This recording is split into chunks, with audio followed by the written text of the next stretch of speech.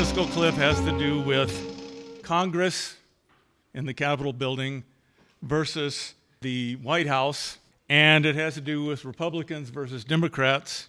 Republicans want to cut federal deficit by cutting federal spending, while the Democrats say cut the deficit later or as little as possible, mostly by raising taxes, if we are going to cut the deficit, on upper income people. Now, what happened?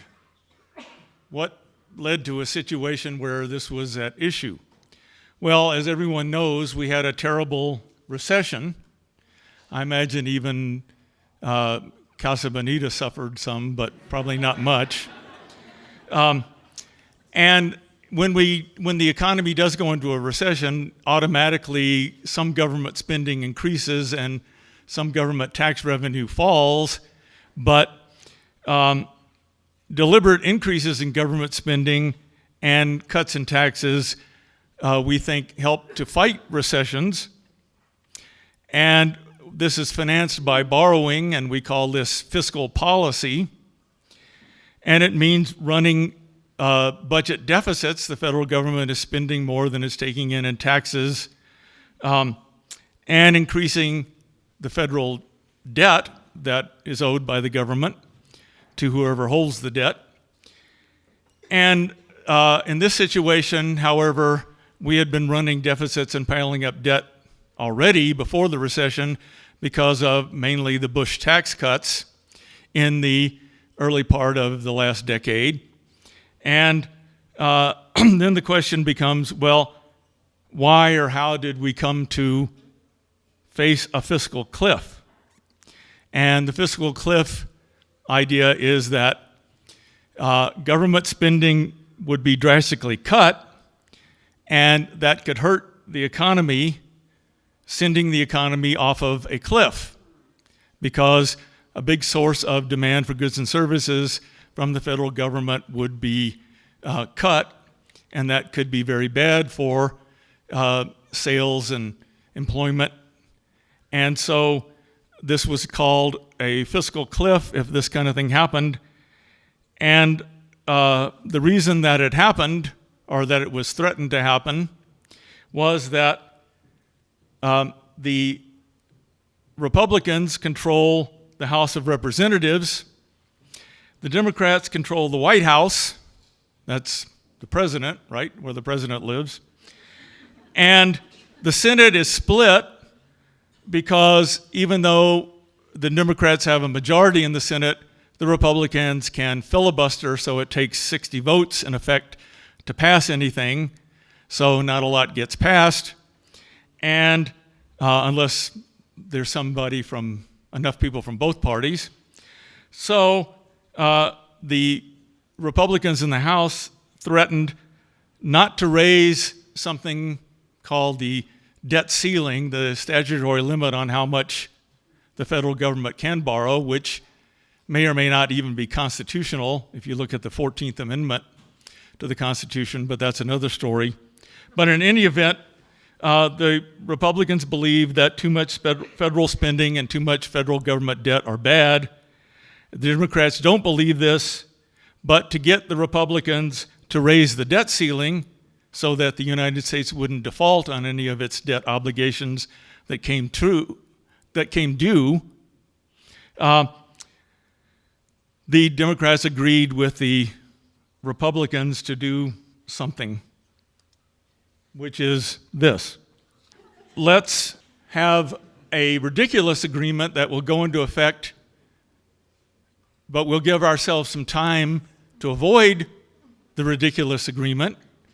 But we can't do it right now, so we'll set up a situation where if we can't get a better deal, we'll be forced to go off the cliff, but that will make us get our act together and do it.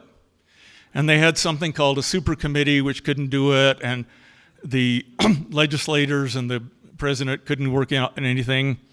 So we fell off the cliff, supposedly with drastic cuts to federal spending, and this was feared to have very bad effects on the economy. But, as you'll see here, in actuality, Wile E. Coyote, who, in the last slide, right, was off the cliff, never really dies, right? He has more lives than any cat that anyone's ever talked about. And so what we got was we didn't go off a cliff, like the divers at Casa Bonita. We got what you might better call a fiscal squeeze, which is not something that they do at Casa Bonita either, but except maybe in Black Bart's cave. But in any event, so how bad would our fiscal squeeze be? Well, so the question is it the first cartoon on the left where someone is putting on a corset to look better, or the second, which is something that is supposed to say wearing a corset can cause organ damage? And as you see, the woman in the tight corset is actually having her organs squeezed, and that's not good. Now, to get more of an idea about how we got into the situation and why the various parties who couldn't agree, let's look at the Republican argument, the GOP argument about fiscal policy and deficits and debt. And what they say, as it reads up there, there's too much federal government spending. John Boehner is always saying the problem with our economy is the federal government is irresponsible and spends too much. And the idea is that this government spending is in the way of private business expansion. And it's bad because government spending raises business costs by raising wages, prices, and interest rates. And also we have too many of what are called entitlements, like Social Security and Medicare, which cost more than we can afford. And we have things like unemployment insurance, and all these things reduce incentives to work. And businesses and higher income households are our job creators. We heard a lot about that in the last presidential election, right? And so raising taxes on them destroys jobs. Now, even if a Republican congressperson might say, well, I've got to compromise.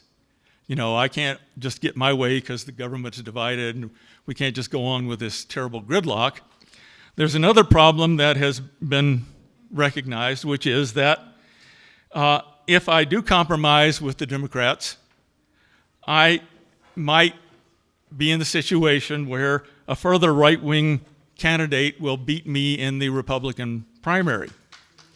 So you're in favor of that, right? You want the further right-wing candidate. Oh, I think you're right on. Oh, well, I'm not the first person who said this.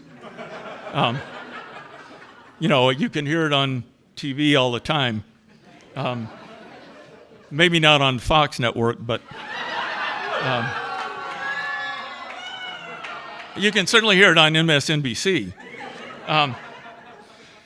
Now, there's also, and I didn't put anything about this up there because I've got too much already, the concern that we will meet the day of judgment when we can't pay off our debt that is coming due, and I'll talk a little bit more about that later. Now, let's look at the Democratic argument, okay? And President Obama said he believes in the free market, and the Democrats say, yeah, we would also like to stand for fiscal responsibility by cutting the federal deficit and debt, but we think that government spending can lower unemployment and make everyone better off by growing the economy. And yesterday, the president gave a speech at Knox College in Illinois going over this again. And then it's also the case, of course, that for the Democrats, their constituents, and they like social benefit programs and think that they do some good. So, that's their political desire to back that up. And they say if we need to have lower deficits and debt, we need to raise taxes on the wealthy to take care of this, who can afford these higher taxes, and they already get a lot of benefit from what government does to support the economy and the like. And just to, back this up is something else that people have heard. Well, The top 5% of income recipients in this country got over half, around 52% of the income gains in the U.S. from the years 1979 to 2007. The top 1% got around 38%. So many think that they should bear the major cost of any deficit cutting, particularly since we're in a weak recovery. And so if we raise taxes on people who don't have such high incomes, they'll have to cut back in their spending. Whereas if we raise taxes on people that have made out pretty well over the last several years, well, maybe they won't cut back their spending as much. Now, again, the Republicans say, well, those are the job creators, and that's not what you want to do. But in any event, that's the Democratic argument. Now, I don't know what these coupons are up here, but I don't think they have anything to do with cutting the deficit. So, in any event, what we got was the fiscal squeeze, which is also called the sequester. And there's a little cartoon of Charles Barkley making an ad for Weight Watchers. And, Barkley actually did lose a good bit of weight, and he needed to probably. There was one show on Inside the NBA where he was trying to do push-ups against some woman who worked there, and she did more push-ups than he could. Even though his belly was so close to the ground, he didn't have far to go up. But anyway, Charles has lost some weight. He went on a diet. And, that diet is, of course, a big thing in our country, and a lot of us are on diets. And my mother's dog had to go on a diet, for example. And but then the question is, who should go on a diet? Especially a fiscal squeeze diet where that's going to cut some people's jobs and some people's incomes. Should it be Mr. Moneybags over there, or should it be these poor kids? So should it be those who have more or those who have left? Now, so what happened? Well, the evidence seems to be that while employment and incomes in the private sector have been growing, government sector employment has been shrinking. So that, for example, the government sector subtracted around 0.9% from real GDP growth, which was only 1.8% anyway, in the first quarter of this year. Now, not all of this is due to the sequester, and in fact, the sequester really didn't start to take effect till March, and it's taking more and more effect over time. But we were already experiencing some of a fiscal squeeze because state and local governments have had to tighten their budgets because they have to have balanced budgets. And when their tax revenue falls, like here in Colorado, they've got to raise money or cut back on spending unless the federal government helps them out. And the federal government help hasn't been as strong as some people would like, so they've been cutting back. And so anyway, we have a situation where the economy is still growing, and this is all due to private sector growth, and the government sector is actually shrinking. And if the government sector weren't shrinking, we'd be growing faster, which would be good unless you believe that, the government is too big and needs to shrink. So anyway, now Congress lessened sharply the sequestration cuts to air traffic control that were affecting them. As we all know, they had some trouble getting out of Washington because of some of these mandatory cuts, cut some air traffic control, and there were some delays, so they fixed that. Those are gone. But Head Start and Meals on Wheels programs in some states have had some cutbacks. Also, I didn't put this up here, I probably should have, there have been some cuts to military spending, and in fact, the sequester was designed so that the cuts were to fall equally on military spending as well as non-military spending. And so, of course, the people in the military have worried about that. And in fact, they've had to cut some things like orders for new tanks. Now, Stephen Colbert said that we could solve this. We could, it would be a good thing to go ahead and let the military get these tanks, and we could take care of the Meals on Wheels program. And he said, we'll call it Breads on Treads, right? So the tanks will deliver the food to the old people. But the argument that cutting government is good for the economy by making us more lean and cost effective, I would say, forgets the following things, okay? Who is going to buy the products we make if our wages are lower? So our labor costs are lower prices, we can sell more to who? Foreigners. But people in this country can't buy more because most of the income is wage income, and if that falls as much as it reduces costs, it reduces demand for goods and services. But the trouble with the foreigners, if you know anything about foreigners these days, they're having their own problems. Not to mention Europe, where it's a real mess, worse than here. But there's also China, which is, has very high growth rates, but even they are stumbling a little bit because of some problems. And so if, foreigners are trying to sell to us and they're cutting back on their spending, then they're not going to buy our stuff no matter how cheap it is. And furthermore, if government spending cuts threaten our recovery, then incomes will fall and we'll lose tax revenue and we'll still have high deficits and debt.